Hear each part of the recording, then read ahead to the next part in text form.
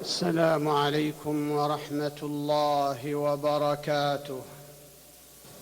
أيها الآباء، أيها الأمهات، هم التربية فوق كل هم، لا يعصم من الذنوب سوى مراقبة علام الغيوب. اغرسوا فيهم عقيدة التوحيد تثبت بها قلوبهم وتسكن إليها نفوسهم وتنشرح بها صدورهم وتلهج بها ألسنتهم وتقوم عليها أعمالهم. ربوهم على تقوى الله وخشيته ومراقبته حتى لا يرجو الولد إلا ربه ولا يخاف إلا ذنبه. يتعلقون بالله عز وجل ويتوكلون عليه ويتمسكون بكتابه ويلتزمون بسنة نبيه محمد صلى الله عليه وسلم ويستعينون بالصبر والصلاة ويذكرون الله كثيرا. اجعلوا طاعة الله لهم دثارا والخوف منه شعارا والإخلاص له زادا والصدق جنة. ومن استحيا من الله بلغه عالي المقامات ورفيع المنازل. علموهم أن الله سبحانه قد حكم أن لا يطيعه أحد إلا أعزه ولا يعصيه أحد إلا أذله. العز مربوط بطاعة الله والذل مربوط بمعصية الله.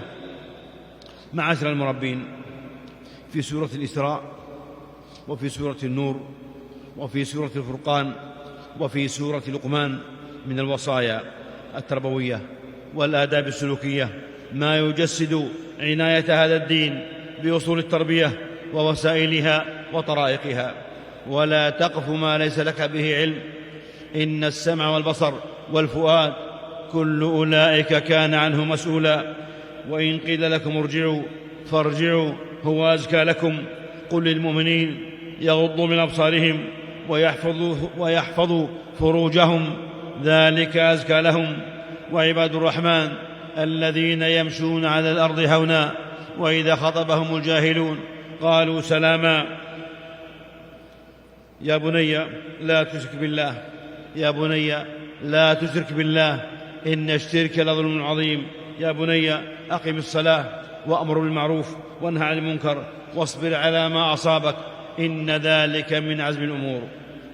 معاشر المسلمين، لا هم يعلو فوق هم التربية، لا هم يعلو فوق هم التربية. ربنا هب لنا من أزواجنا وذرياتنا قرة أعين واجعلنا للمتقين إماما. التربية حفظكم الله ليست مشروع أسرة أو مشروع مدرسة، بل هي مشروع أمة ومشروع دولة. الزراعة تنتج الغذاء، والصناعة تصنع الأدوات، والتجارة تجلب الموارد. أما التربية فتبني الإنسان والوطن وتصنع ذلك كله. التربية علم يتعلم وعمل يكتسب والتزام يطبق. التربية تنمي القدرات ولا توجدها، وتطور الملكات ولا تنشئها، ومن شب على شيء شاب عليه.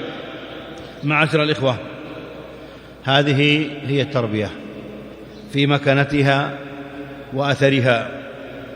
أما محلها وميدانها فهم أولادنا قرة العين وسلوة الفؤاد وزينة الحياة وأنس العيش وثمار القلوب وعماد الظهور، بناة الغد ورجاله ومفكروه وسواعده ومستودع أمانات الوالدين والمعلمين والمربين.